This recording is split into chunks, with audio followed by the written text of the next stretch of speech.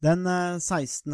februar 2021 så var SOS sin Harald Borgebund på Dagsnytt 18 for å snakke om Norge og demokratiet. Harald slo fast at demokratiet var en illusjon i Norge, at det var en moderne myte. Og i studio så møtte han professor i statsvitenskap ved Institutt for statsvitenskap ved UiO, Carl Henrik Knudsen, til debatt. Vi tenkte at det ville være interessant å fortsette den debatten her i SOS, og derfor så har vi invitert Carl Henrik Knudsen, og han ukens gjest i statsvitenskap og sånn, og vi dykker djupere ned i materien og snakker om demokrati, hva det som gjør at demokratier stabile, hvorfor noen mislykkes, og sist men ikke minst, bør demokratiet spres. How dare you? Mr. Gorbachev, tear down this wall. I did not have sexual relations with that woman. Read my lips. Hell yes, we're gonna take your AR-15. It's waiting out. I have a dream. Thank you. I februar så var den utsendte fra statsvitenskap og sånt, Harald Borgebund, i Dagsnytt 18, med en aldri så liten brannfakkel inn i demokratiets høyborg Norge. Det hadde jo kommet ut en demokratiindeks fra The Economist, og Harald, han, jeg vet ikke om du var så veldig, du synes vel det var en fin kåring, Harald, for Norge var jo på topp, men du var jo ute i Dagsnytt 18 og uttalte at demokratiet en slags moderne myte. Det en illusjon. Og i studio den dagen så satt også professor Carl Henrik Knudsen fra UiO. Og du med oss i dag. Velkommen. Tusen takk for det. Og vi tenkte jo at dette ville være kult og interessant, ikke minst, å videreføre litt den diskusjonen som dere hadde da. Vi har hatt den på en måte flere ganger, vi har i hvert fall utdypet ideen flere ganger her i SOS Podcast gjennom det siste halvannet året, men nå får vi på en måte utvidet diskusjonen, så det gleder jeg meg veldig mye til. Men Harald, som sagt, du gikk jo ut og sa at demokratiet var en slags illusjon, en moderne myte. Hva du egentlig hadde lyst til å oppnå og si med den påstanden der? Ja, det jo et godt spørsmål, selvfølgelig. Hva det jeg har gjort nå?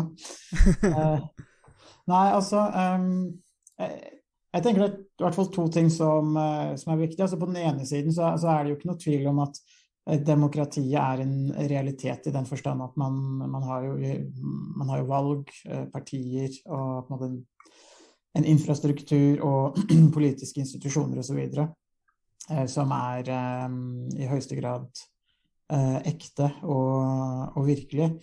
Men det som jeg kanskje forsøkte å sette fokus på, var kanskje mer det at den forståelsen som mange har av demokrati, som at det en slags sånn folkevilje som skal realiseres, og at det finnes en sånn mer eller mindre skjult eller mindre skjult folkevilje der ute i nasjonen Norge eller andre demokratiske samfunn, som politikerne da skal realisere på en ganske sånn direkte måte gjennom valg og gjennom partiprogram og den politikken de fører. Det var egentlig det jeg på en måte omtaler mer som en illusjon, fordi demokratiet mer komplekst, og det ikke så enkelt at man bare kan identifisere en folkevilje, og i de fleste moderne samfunn så finner man også veldig pluralistiske samfunn, hvor det ganske stor uenighet mellom ulike grupper, ulike sosiale lag, etniske grupper, religiøse grupper og så videre, som gjør at det ikke så lett å finne en sånn allmennvilje eller noe som helt sånn entydig samfunnets felles beste på en litt sånn enkel forståelse. Så det egentlig den forståelsen av demokratiet som egentlig ganske vanlig i for eksempel lærebøker i grunnskolen, videregående og en del sammenhenger, og som på en måte ofte blir presentert som det demokratiet da. demokratiet litt mer komplekst og litt mer enn bare en slags folkevilje. Og da må det jo gjerne spissformuleres hvis man skal rope ut noe, og da kalte jeg demokratiet for en illusjon. Men jeg må også legge til helt til slutt at hvis demokratiet helt verdiløst, så jo også min akademiske karriere også ganske verdiløs. Og de neste 30 årene av min yrkeskarriere så bør jeg gjøre noe annet enn å skrive en bok om demokrati som jeg holder på med nå, og andre ting. Så det ikke det at jeg tenker at demokratiet håpløst nødvendigvis i seg selv, men bare at noen ganger så den forståelsen vi har av demokrati, synes jeg kanskje kan bli litt for enkel, og det var det som jeg ville sette fokus på. Og det jo ikke så lett på bare 5 minutter, men nå har vi jo litt mer tid, så da går det an å Nå har vi så lang tid du trenger til å forsvare deg. Men Carl Henrik, hva tenker du om nettopp dette med det som kanskje på en måte kjernen i Haralds argument der? Altså, det kanskje en opplevd naivitet her, eller idealisme knyttet til demokrati? Og hva tenker du rundt nettopp dette argumentet her? Jeg kan jo først si at den brannfakkelen den fungerte jo veldig bra, fordi Dagsnytt 18 meldte jo med en gang, og sa, hva tenker du om dette her? Og da jeg så denne påstanden om demokrati som illusjon, tenkte jeg at det her jo helt fullstendig uenig om å på Dagsnytt 18 og forsvare demokratiet som det beste systemet i praksis, sammenlignet med andre politiske systemer. Nei, men det jo flere når man går inn i nyansen her, og denne tanken om folkeviljen som noe ikke-eksisterende, den har jo også lange røtter i politisk teori, altså helt tilbake til tidlig 40-tallet og Schumpeter, og egentlig enda lenger tilbake, som skrev om dette med vanskelighetene av å liksom skulle gripe og si at vi kan alltid komme fram til noe som liksom klart, alle enige, og som entydig samfunnets beste. Og jo mer kompleks politikken blir, og jo flere grupper vi har, og jo flere politikkdimensjoner vi på en måte diskuterer og krangler rundt, jo vanskeligere blir det å finne en entydig folkevilje. Så det poenget, det et ganske godt poeng, og viktig å fremheve. Så det jo klart sånn at det likevel noe ved demokrati som gjør at du trekker politikken mot preferansene til brede grupper allikevel. Så kanskje om en illusjon å ta litt hardt i, så det et sånn litt glorifisert bilde av demokratiet. Men det likevel noe som i bestemte, skal man tenke deg et system hvor en liten elite sitter på makten og kontrollerer makten, så det mer sannsynlig at du får en skattepolitikk for eksempel, som tjener den eliten, enn hvis du har et system der hvor veldig mange av innbyggerne med på og stemme på partier som igjen skal sette skatteraten. Men det veldig mye mer rotet, og det ingen automatikk, det mye mer komplekst, det mange lag, som Harald inne på, som gjør at det ikke alltid entydig, denne mappingen fra preferansene i befolkningen til den politikken som faktisk kommer ut. Men den i hvert fall noe tydeligere i demokratier enn i en del andre systemer, hvor det da gir makten til bestemte grupper som heller gjerne som følger sin egen interesse, og den kan være veldig, veldig langt fra det store befolkningsgrupper ønsker. Så det vel kanskje det første poenget der. Så det litt det med kompromiss jo ofte noe som blir resultatet av demokratisk politikk, og det jo ofte et resultat som egentlig kanskje ingen har som sitt første valg, og som gjør at man vanner jo ut litt noen av de beslutningene, men samtidig så det jo også det som på en måte noe av det som gjør at demokrati har veldig stor appell også, det at man kan faktisk samarbeide til en viss grad med folk man ganske uenig med i utgangspunktet, og at ulike grupper kan komme sammen og ta beslutninger på relativt fredelig måte, og ofte så blir jo kompromisset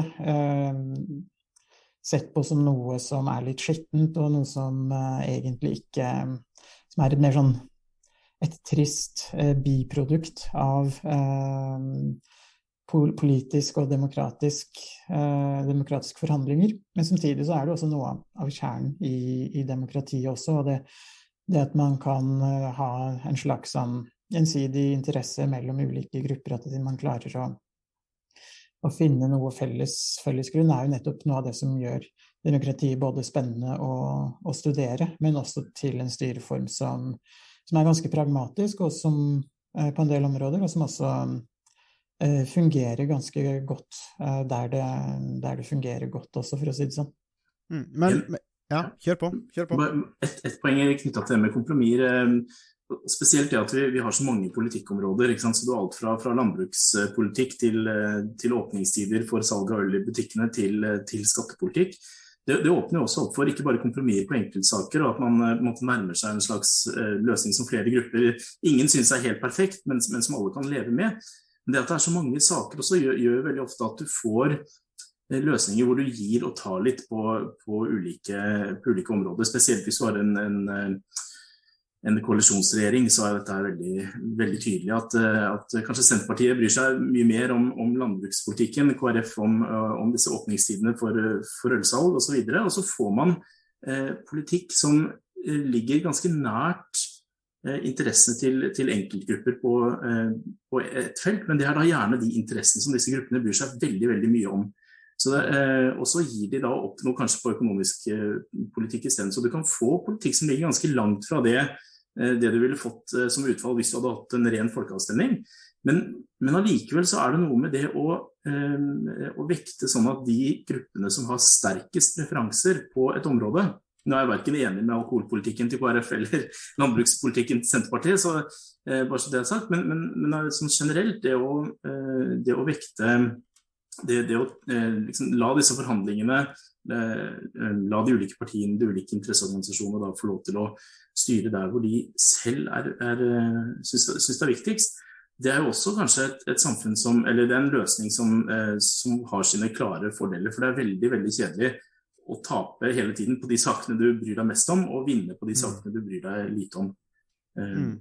Det jo også noe av det som kanskje gjør at mange partier eller mange grupper også opplever at de får mer igjen ved å støtte et demokratisk system enn å tenke at alternativer eller andre alternativer bedre enn demokrati.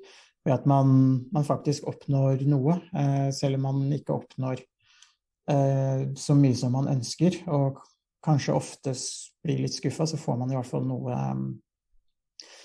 igjen som gjør at de aller fleste kanskje opplever i hvert fall at de får igjen mer enn det eller at fordelen større enn kostnadene eller ulempene med å være en del av et demokratisk system. Men, og det jo klart at altså, utenom spissformuleringene så det jo ingen tvil om her om at dette demokratiske systemet, det jo ikke sånn at man antidemokratiske her, men det likevel en interessant, tenker jeg, som jeg har lyst til å følge opp, fordi det en sånn ting som vi har tenkt over og snakket litt om i podcasten allerede, men det kanskje noe man ser, og i hvert fall det litt sånn jeg tolker kanskje, min tolkning kanskje da, av det som har vært Haralds poeng, og det nettopp dette med, altså har vi et behov her for en slags realitetsorientering? Trenger vi å være mer realistiske om demokratiet? Kan det være at 17. mai for eksempel blir en slags demokratibonanza, hvor det handler mer om champagnefrokosten og 16. mai, og så man med på 17. mai, og så blir det litt à la John Stuart Mill, et dødt dogme da, så man har bare 17. mai uten å egentlig vite hva man putter inn i den boksen 17. mai, og så får man en sånn ideal, en sånn idealisme, et bilde av demokratiet. Hva tenker du der, Karl-Henrik? Er det et behov i Norge for å være mer realistiske, se mer realistisk på vårt eget demokrati, og hvordan det fungerer i utdanning, men også kanskje i den bredere diskursen? Ja, for det jo et fryktelig komplekst begrep, demokratibegrep, og det brukes på ulike måter, og man har gjort ganske mange survey-undersøkelser av folk fra hele verden, hvor de blir bedt om å si hvilke egenskaper de mener helt essensielt ved demokrati. Og der viser det seg at de aller fleste treffer jo ganske godt på en del kjerneaspekter ved nesten enhver demokratidefinisjon, sånn som valg med konkurranse og sivile rettigheter og den type ting. Men det veldig mange som forbinder demokrati med alt mulig godt. Så at den lever godt en slags... Så det sier noe både om at begrepet ganske komplekst, men også at det har blitt et hedersord, at man tenderer å tillegge demokratiet en del egenskaper som kanskje ikke en del av det i hvert fall statsvitere tenker på som demokrati. Det blir et sånn sekkebegrep for alt som bra. Og det tenker jeg veldig uheldig. For det første, hvis du statsviter, så det jo helt håpløst å operere med den type begreper, for da kan du ikke studere for eksempel sammenhengen mellom demokrati og økonomisk utvikling, hvis du regner inn økonomisk utvikling som en del av demokratiet. Så det noe en ting at vi får et sånt, vi klarer ikke helt å skaffe oss et perspektiv og analysere verden. Men en annen ting og dette ser man i en del land som har gått gjennom demokratiske transisjoner, og så ser man på undersøkelser med hvor fornøyd man med demokrati, hva man synes om demokrati som prinsipp, at hvis man har urealistiske forventninger til hva et demokrati innebærer, og så får man høre at nå har vi demokratisert, så kan det være at demokrati til tross for at det gir bedre utfall enn det systemet man tidligere hadde, så man skikkelig skuffet fordi man hadde forventet seg noe veldig mye mer.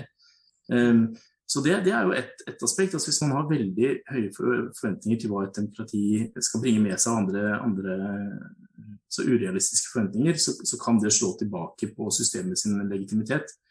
Eller så det, jeg tror, gitt at vi har hatt det systemet på plass i Norge i dag så lenge som det vi har hatt, bare for å ta det med 17. mai-feiringen og forståelsen vår av demokratiet. Jeg tror både verdsettingen av demokratiet og en forståelse for hva demokrati blir veldig mye klarere hvis du har en kontrast som ganske skarp og tydelig. Og hvis man ikke godt informert om hva som skjer internasjonalt, eller systemet i andre land, så det ganske vanskelig å se for seg hvordan et diktatur fungerer, hvordan livet under et diktatur. Og det gjør det også da vanskeligere å se hva som særegent og spesielt demokrati og hvordan det fungerer. Så på den måten, så, om ikke man leser veldig mye nyheter eller følger med på hendelser i andre land, så kan det faktisk være det ikke så rart, det vanskelig å få med seg hva som kjernen i demokrati i et land som Norge, hvor ting så stabilt. Og vi bare regner med at vi kommer til å stille opp og stemme ved neste stortingsvalg, og hvis regjeringen taper flertallet i Stortinget, så kan det gå av. Det sånn vi forventer. Så da det kanskje vanskelig også å verdsette, altså både vite hva demokrati og verdsette det på riktige premisser. Det som var noe av mitt utgangspunkt var jo at da jeg begynte i akademia, så befant jeg meg plutselig i lærerutdanningen til skolen og skulle undervise i samfunnsfag, og det jeg oppdaget da var jo på en måte hvor egentlig enkle, naive og romantiske forestillinger som fantes mange steder i læreplaner og skoleverket når det gjaldt demokrati. Og det var et lite sjokk for en statsviter å våkne opp og skulle forholde seg til den type forståelser av demokrati. Altså det på en måte litt noe av det også som har vært en bakgrunn for at jeg har tatt til orde for at demokrati en stor illusjon som egentlig ikke eksisterer. Men poenget jo litt mer at det jeg oppdaget var jo også at mange studenter og elever og en del dokumenter som omhandler demokratisyn i skolen, de hadde en sånn oppfatning av at kombinasjonen av demokrati og menneskerettigheter var en sånn sekkeoppskrift på alt som godt og positivt, og har man det, så det ingenting som kan gå galt, og alt vil gå oss vel. Og selv i Norge så jo det en litt for enkel forståelse av demokrati. Og noe som også kan gjøre at man, som Paul Henrik var inne på, at man får kanskje urealistiske forventninger til hva demokratiet skal innebære. Noe som også kan slå negativt ut på demokrati i praksis, og noe av formålet med samfunnsfag og med utdannelsen i Norge jo å skape eller utvikle demokratiske medborgere. Og hvis man gjør det med et urealistisk demokratisyn, så presenterer man en ting i teorien, og så oppdager man kanskje senere når man skal stemme, eller kanskje senere da ikke gidder å stemme, fordi man ser at i praksis det annerledes enn det man har lært, eller det man trodde. Så det jo litt av det som bakgrunnen, og som har gjort at jeg har blitt en som slags sånn skikkelse som regimekritiker. Ja, et eller annet. Kall det hva du vil. Ja. Men det jo egentlig veldig interessant, fordi at da vi også inne på noe. Jeg husker jeg så en spørreundersøkelse, eller det var en undersøkelse gjort av Agenda vel for noen år siden, som viste liksom litt holdninger blant unge nordmenn, altså ungdom og unge, og hvor en overraskende stor del, i hvert fall i den undersøkelsen, og skal vi ikke si at det at vi kan generalisere det til alle ungdom i Norge, men det var en overraskende stor andel, i hvert fall i den undersøkelsen, som uttrykte en sånn holdning om at ja, men det var kanskje ikke så farlig med demokrati, og hvorfor kan vi ikke bare få fagfolk, rett og slett, høyt utdannede mennesker som kan styre teknokrati, hvorfor kan vi ikke bare ha det? Altså, det sikkert mye mer effektivt, mye greiere, og hvis vi tar det som utgangspunkt da, at det ser ut til å være en liten sånn trend kanskje i Norge, men vi ser også, kan kanskje koble dette opp med en mer sånn antidemokratisk trend i flere europeiske land. Vi så det kanskje under Trump i USA, men vi med Orban i Ungarn og så videre. Men hvis vi tenker på litt det med Norge, hva tenker du kan være litt av bakgrunnen til det, Karl-Henrik, at vi får sånn type undersøkelse hvor rett og slett ungdom og andre som sier at ja, men altså, hva skal vi egentlig kanskje med demokrati? Det så farlig? Kan vi ikke bare ha teknokrater som styrer? Da får vi jo gode, rasjonelle avgjørelser, helt sikkert. Jeg vet at det har vært studier som har pekt på litt urovekkende trender, spesielt fra Storbritannia og USA, på en del av disse spørsmålene som går på demokratisk legitimitet og hvordan du foretrekker det versus andre styreformer. Så vidt jeg vet så det, selv om det ser urovekkende ut, jeg helt enig når man ser på nå har ikke jeg sett en agenda-survey, men Norge bruker jo som regel å komme ganske høyt blant land, nesten uansett hvordan du prøver å måle demokratiske verdier, så bruker de å komme ganske høyt på sånne undersøkelser. Og jeg tror ikke trendene heller har vært på de tingene vi har data på tilbake i tid, World Value Survey. Nå skal jeg ikke si det helt sikkert, men vi har ikke hatt de samme trendene i hvert fall som det USA og Storbritannia har. Men det gjør jo ikke spørsmålet noe mindre interessant, fordi jeg tror at dette her en ganske naturlig impuls hos mange. Altså Harald har snakket om demokratiet som norm og illusjon. Jeg vil si at teknokratiet, eller egentlig mer generelt den sterke mann og diktaturet, hvor ting blir gjort effektivt, og her kan vi gjennomføre politikk uten alle disse komiteene og mas og disse valgene. Jeg tror det for å bruke det samme begrepet, det en illusjon som lever ganske sterkt hos mange. Det noe forlokkende med å se for seg liksom denne ene personen som kjører igjennom klok politikk, og kutter, sløser bort tiden, og bare gjennomfører det som ekspertisen mener best. Og det står kjempesterkt langt tilbake i historien. Altså hvis vi går tilbake til tekstene til Aristoteles og ikke minst Platon, så det liksom drømmen om teknokratiet da med filosofkonger hos Platon jo veldig sterk.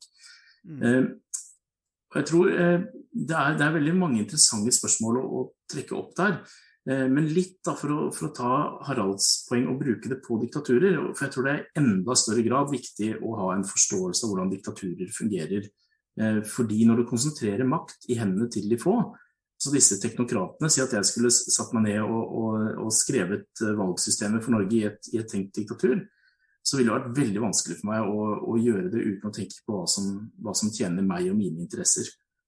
Kanskje gitt Oslo veldig mange mandater eller et eller annet, og hatt valg uten konkurranse. Men så enhver person som får makt i et diktatur vil være tilbøyelig til å misbruke den makten. Jeg tror det er liksom den første kjerneinnsikten. Og så det andre innsikter også knyttet til hvor kloke egentlig disse ekspertene, og i alle fall i et system hvor det ikke ytringsfrihet, hvor ikke alle tør å kritisere myndighetene fordi det har konsekvenser. Man får ikke input fra forskjellige grupper av samfunnet og interessegrupper, og alle meninger blir ikke løftet opp og diskutert.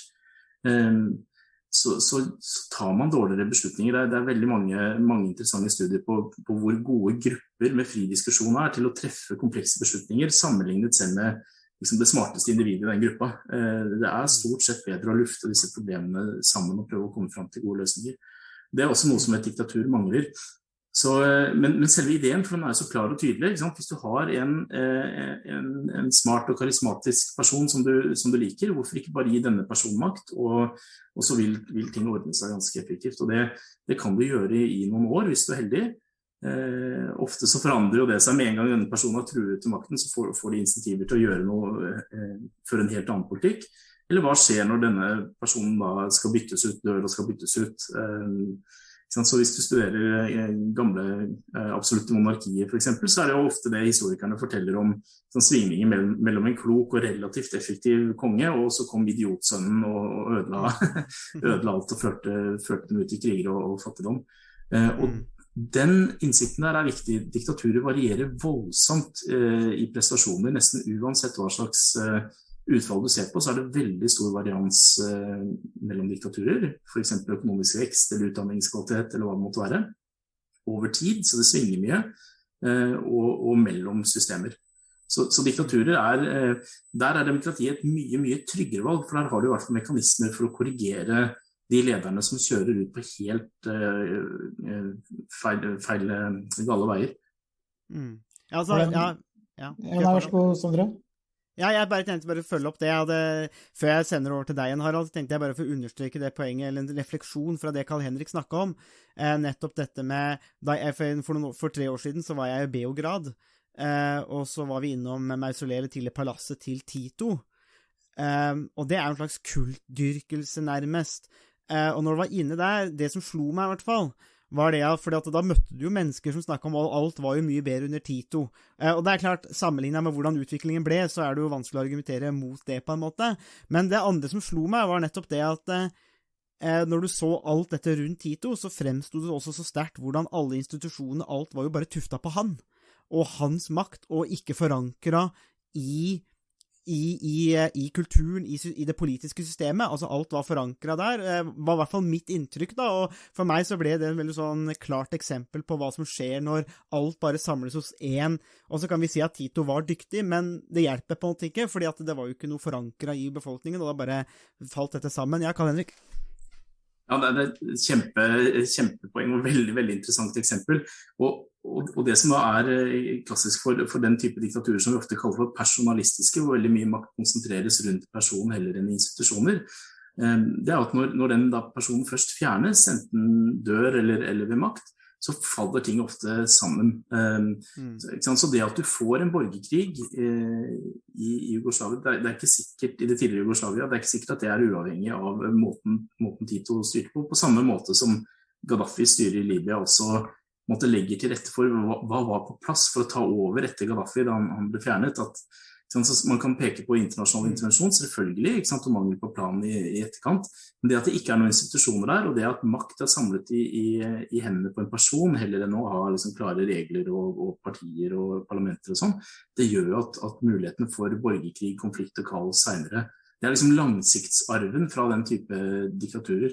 Og så bare et siste poeng, en ting som bidrar, tror jeg, til denne liksom, myten om at diktaturer så fantastiske, jo informasjonskontrollen som skjer, ikke sant? Og alle de kreftene Tito og hans nærmeste antagelig legger ned på i å bygge opp denne kulten, være veldig selektiv i hva slags informasjon som kommer frem. Du trekker frem solskinnshistoriene, og så glosser du over det som ikke så bra. Og det ser man, altså propaganda i diktaturer, ikke sant? Fra Nazi-Tyskland og til dagens Kina, de legger ned mye innsats og krefter i å male det penest mulige bildet, og det klart hvis du ikke har innsikt i hvordan systemet fungerer, så vil noen bli lurt av det. Ja, for kostnaden med diktatur eller teknokrati, eller hva man vil kalle det, vil jo også ofte være ganske høy nettopp på grunn av den kontrollen som Carl Henrik inne på. Også at man kanskje må gi en del fordeler til allierte eller nære medarbeidere og andre grupper som kan være med på å øke korrupsjon og kanskje holde den økonomiske veksten tilbake og ha en del negative konsekvenser. Men jeg har lyst til å stille et spørsmål, for noen ganger så opplever jeg kanskje at studenter eller andre, når man snakker om demokrati, de ikke så veldig opptatt av å snakke om eller å sammenligne demokrati og diktatur, for eksempel.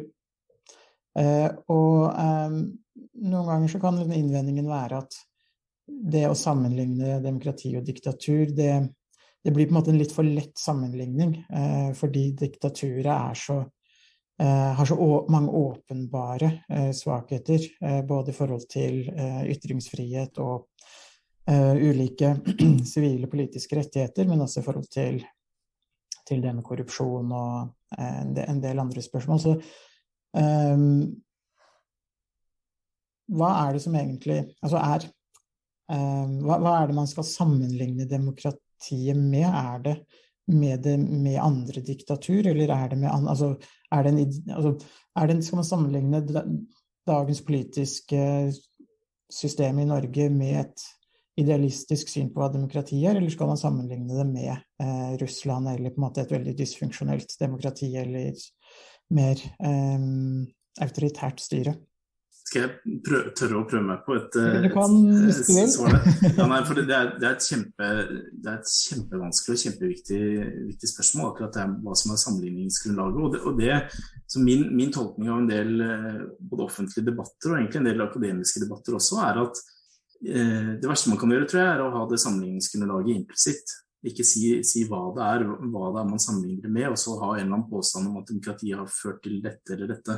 Så for å kunne si det, så nå vi liksom over i vitenskapsteorien, så må du ha en kontrafaktisk, altså en counterfactual plass å si at hvis vi hadde gått fra demokrati til dette her, så ville det utfallet ha vært annerledes på denne måten.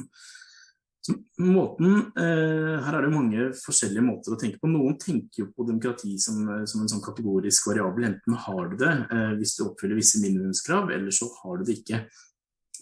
Måten jeg tenker på det på, som jeg tror også egentlig den vanligste måten for demokratiteoretikere og forskere å tenke på demokrati på, som en skala, med minst en dimensjon, egentlig. Hvor du sier at du kan ha grader av demokrati, som gjør at du kan sammenligne det med systemer som mindre demokratiske. Det kan være liksom helt i enden av skalaen som Saudi-Arabia eller Nord-Korea, men også relativt mindre mer demokratiske systemer enn Saudi-Arabia, men mindre demokratiske Norge, som sier Ungarn eller Polen i dag. Og noen ganger så vil jo det være den relevante sammenligning hvis du ser på hva mulige, hva sannsynlig utfall i Norge om 20 år hvis ting skulle gå veldig annerledes. Men det klart, når du har en sånn skala, så trenger den ikke nødvendigvis å ha et sånn veldig klart endepunkt, eller i hvert fall ikke et endepunkt som eksisterende systemer har nådd helt opp til. Det å tenke på demokratiet som et ideal, selv hvis du har ganske sånne hvis du trekker inn relativt få dimensjoner, altså få institusjoner, si veldig velfungerende valg, høy grad av ytringsfrihet, altså selv på de liksom kjerneaspektene av demokrati, så vil jeg si at det ikke engang slik at Norge, som ender nesten øverst på alle demokratirankinger med god grunn, nært det ideale. Det fortsatt noe å strekke seg etter.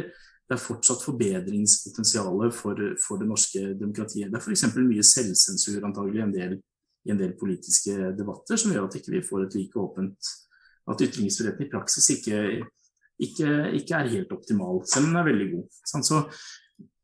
Og det tenker jeg, hvis man skal snakke om hvordan demokrati i Norge fungerer, hvordan det kan bli bedre, så det å tenke seg hva dette idealet, hva det Norge må gjøre av institusjonelle eller andre endringer for å nærme seg det idealet, det fort av den mer interessante diskusjonen, hvis du ønsker å snakke om hvordan kan vi perfeksjonere det norske systemet, så det plutselig en veldig interessant sammenligning. Så det vil avhenge litt av spørsmålet, men det viktigste å være veldig presis på hva det man tenker sammenligningen. Men egentlig så har du en hel skala, du kan sammenligne både oppover og nedover om du vil. Hva tenker du kan være de viktigste endringene man kan gjøre i Norge for å bedre kvaliteten til demokratiet? Jeg hadde nesten håpet at du ikke skulle stille det spørsmålet sammen med Sirianne. Ja, det bedre å stille det enn å få spørsmålet tilbake, så angrep det beste forsvar. Ja, sammen med Sirianne Dalen på UiO, på Institutt for statsvitenskap der, så har vi påbegynt en sånn tilstandsanalyse av det norske demokratiet. Hvor vi har et par år på oss på å samle inn forskjellige typer data, både eksisterende data og hente inn nye data på ulike aspekter ved det norske demokratiet i flere dimensjoner. Og der formålet med det jo nettopp å se hvor det Norge gjør det relativt bra, da tenke på demokrati som et idealkonsept, altså hvor det vi gjør det relativt bra, både sammenlignet med andre systemer som vi kanskje kan sammenligne oss med, men også hvor det et forbedringspotensial. Så hovedgrunnen til at jeg ikke vil svare så veldig utdypende på det, i tillegg til at det fryktelig vanskelig, jeg ikke helt sikker på hva jeg vil fremheve, jeg skal prøve på et par ting. Det det at vi håper å få litt mer innsikt i det nå i løpet av et par år, med hjelp ikke minst av forskjellige eksperter på norsk politikk, hvor vi spør om hvordan fungerer ulike små legoklosser i det norske systemet, og prøve å lage mange, ikke én demokratiindeks, det ikke så informativt når vi ser på et land, men lage flere mål på ulike aspekter av det norske demokratiet, og se hvor det vi gjør det relativt bra og dårlig. Hvis jeg skal peke på noen aspekter, en ting som jeg synes liksom et prinsipielt demokratisk problem, knytter seg til vektingen av stemmer ved stortingsvalg.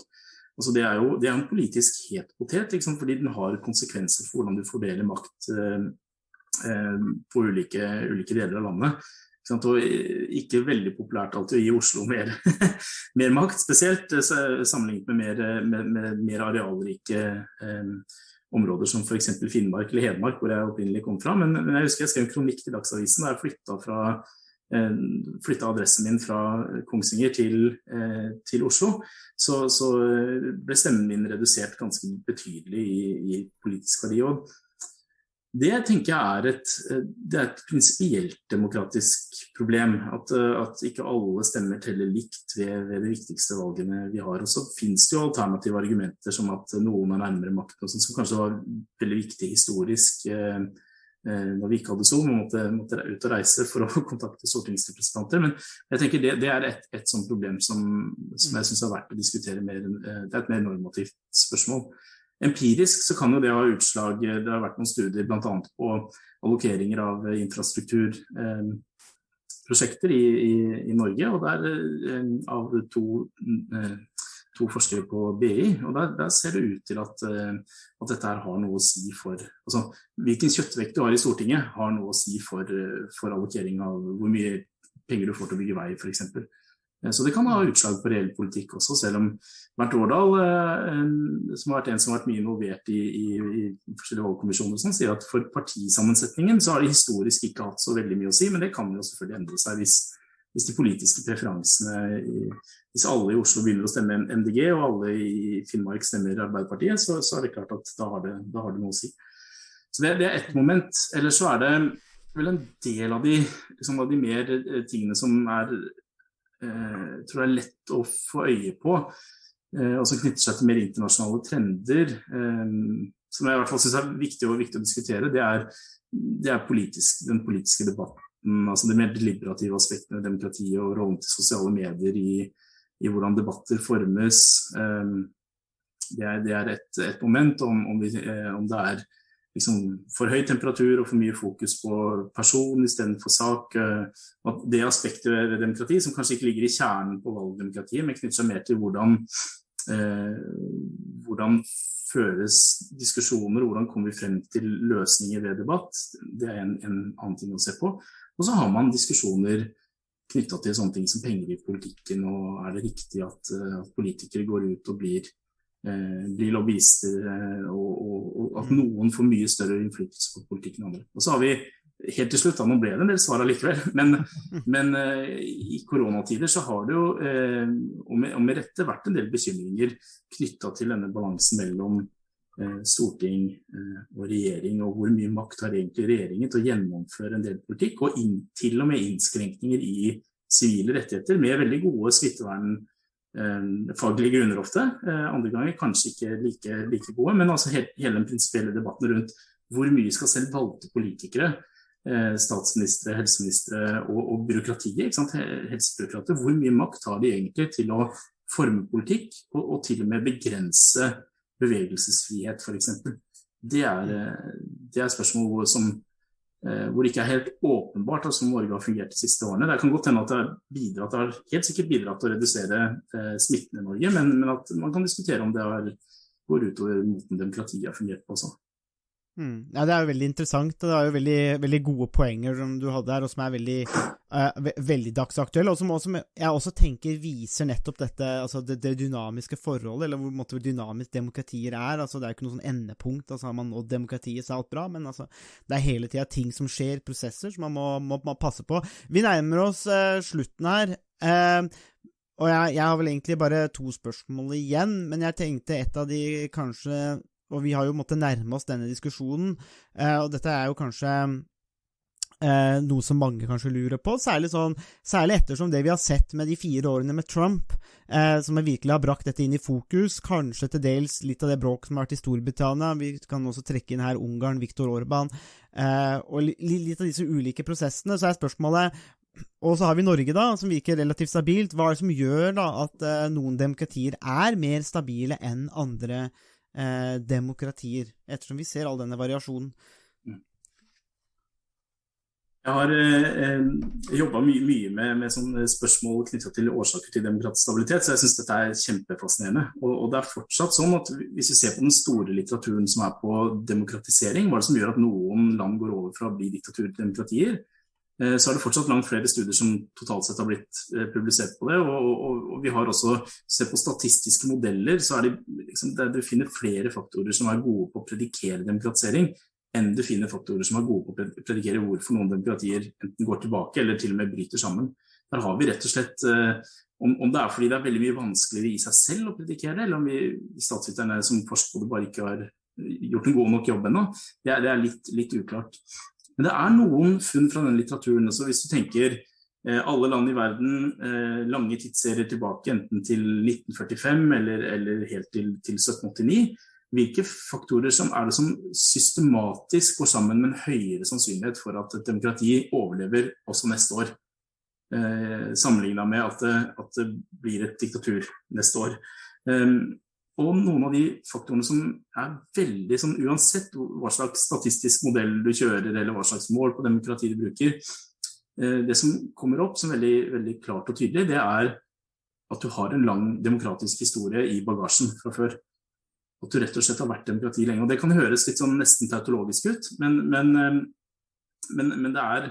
det er noe med at demokratiske normer og spilleregler, når de får feste seg, og du ser at motstanderen din gikk av i fjor, så kan du kanskje om 4 år ta sjansen på å gå av i regjering, fordi du vet at det har etablert seg en norm da med at man bytter på makten. Så det er lengden på demokratiets historie, der skårer jo for øvrig Norge veldig, veldig bra. Det er viktig. Så er det inntektsnivå. Altså fattige demokratier bryter veldig mye oftere sammen enn rike demokratier.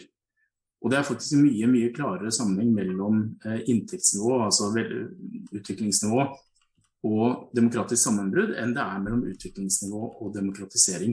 Så en del rike diktaturer kan holde seg ganske lenge ved makten. Hvis du først blir demokratisk, og du er rik, så sitter du lenge. Så i tillegg så er det en del kanskje litt mer sånn, politiske faktorer som er viktige. Det ene knytter seg til sterke institusjonaliserte partier, at veldig mye av politikken foregår og blir formulert i partiorganisasjoner, heller enn at du har systemer der hvor du kanskje velger inn en president som var en tidligere TV-stjerne, og all politikken blir, så dette er en valgt president, men ikke med noe klare partier i ryggen. Partiet opprettes bare som en sånn staffasje for en person. Så sterke partiorganisasjoner, aktivt sivilsamfunn som kan gå til gaten og protestere hvis noen truer demokratiet. Og så det diskusjoner også rundt om parlamentarisme bedre for demokratisk overlevelse enn presidentstyre. Det litt mer uklart fra den statistiske litteraturen, men det en del studier I hvert fall som finner at presidentsystemer mer sårbare. I hvert fall hvis du har et sterkt parlament, altså I Norge Stortinget, ikke sant, som har mye makt og har mulighet til å begrense den øverste lederen, så det viktig for at demokratiet fortsetter å fungere. Og en viktig grunn til det at veldig mange demokratier dør rett og slett fordi det den valgte lederen selv som bare konsentrerer makten I egne hender og prøver å gjøre som Trump eller som Orban og endre på systemet sånn at de kan bli sittende lenger ved makten, ta vekk de demokratiske spillereglene, gjerne litt etter litt. Så sterke parlament også viktig. Du nevnte det jeg vil bare følge opp dette med altså fattigdom. Hva sier litteraturen eller forskningen noe om dette med økonomisk ulikhet? Altså forskjeller I et demokrati, fordi at det noe man ofte ser på som en liten sånn, I hvert fall stipulerer som en trussel, da. Altså hvis inntektsforskjellene blir for store, folk begynner å leve I det man kanskje kan kalle forskjellige virkeligheter, så kan det bidra til at systemet bryter ned. Hva sier forskningen om det elementet? Jeg tror hvis du gjennomfører en spørreundersøkelse av statsvitere som jobber med demokratispørsmål, så vil de spørre dem hvis du skulle gjette, har det noe å si, så vil de fleste si at ja, jeg tror det har noe å si. Det veldig mange sterke teorier på akkurat hvorfor dette skulle ha en betydning. Ikke minst fra elitenes side, altså hvis ulikheten blir for sterk, så har du insentiver til å rett og slett, det mye verre å la flertallet bestemme skatte- og omfordelingspolitikken hvis det stor ulikhet, for da taper veldig, veldig mye når det omfordeles, enn hvis det ganske jevnt, da taper mindre. Men når vi ser på data, så faktisk denne sammenhengen mellom demokrati og omfordeling eller inntektsulikhet en av de minst klare statistisk. Så det en hel liten industri akkurat dette med å forklare hvorfor det sånn at demokratier ikke omfordeler mer enn det, eller så mye som vi skulle forvente at de gjør. Og der forklaringen variert fra at eliten ganske flinke til å påvirke hvordan demokratiet fungerer og være med på å sette politikken selv om de I mindretall. Og så det en del diktaturer som faktisk har ganske mye omfordeling også.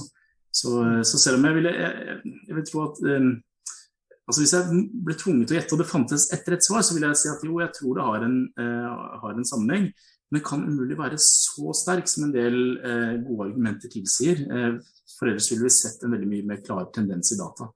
Så det en del demokratier med høy ulikhet som overlever, men da det gjerne elitene som styrer showet da. Ja, det veldig interessant poeng der. Jeg håper det kommer mer forskning ut om det også. Det liksom, I hvert fall noe som jeg synes veldig spennende. I disse EM-tider så har vi jo nå beveget oss inn I ekstraomgangen på episoden, men det greit. Dommeren lar det gå videre. Det har vært litt stopp I spillet, og vi må fortsette. Og jeg tenker, det siste spørsmålet som går til begge dere to, jeg tenker kan du starte med Harald kanskje, og det jo et kanskje et litt mer brannfakkelspørsmål enn kanskje.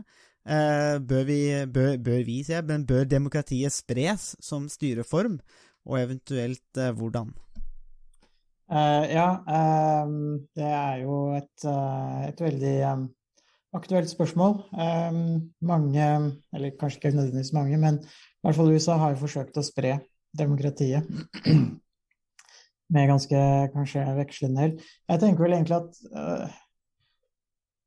jeg tror kanskje man kan skille litt mellom det å misjonere, eller på en måte være veldig evangelisk på vegne av demokrati, og liksom si at alle verdens land nødvendigvis skal bli demokratiske, vil kanskje være litt vanskelig for de som Carl Henrik har vært inne på under flere ganger, så det jo en del betingelser som viktig for at et demokrati skal kunne være bærekraftig eller kunne overleve.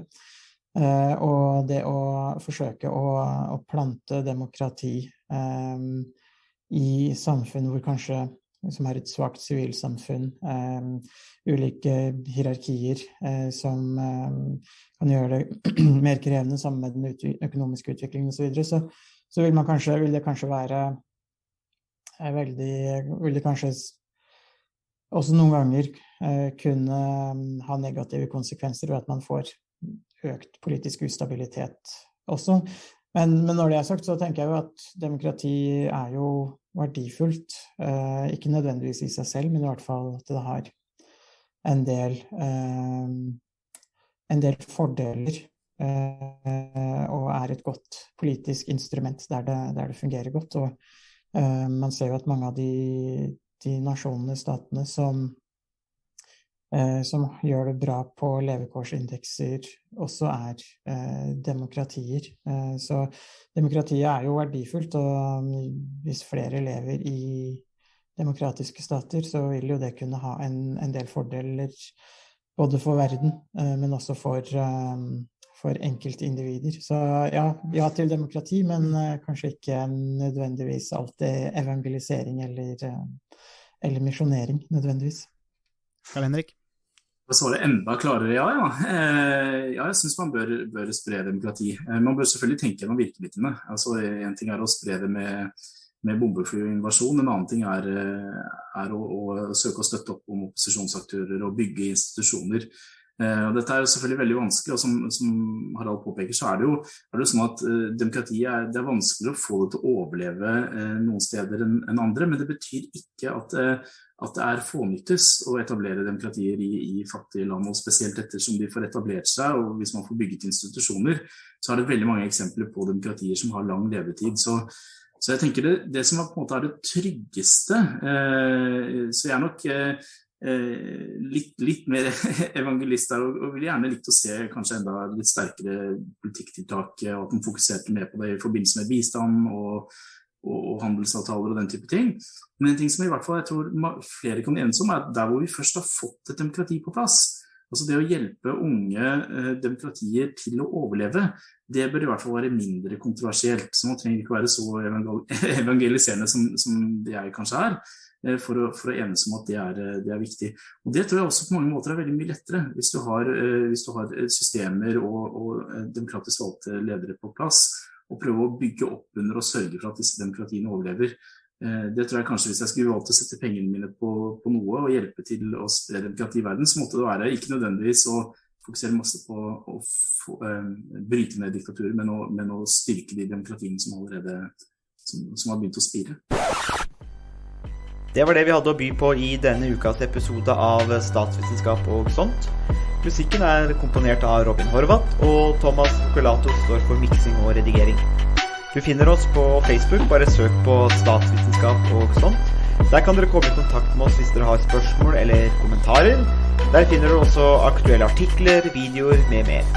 Vi setter pris på om dere liker siden, og deler den med andre som dere tenker vil ha glede av å høre på podcasten. Vi høres! And change is coming whether you like it or not.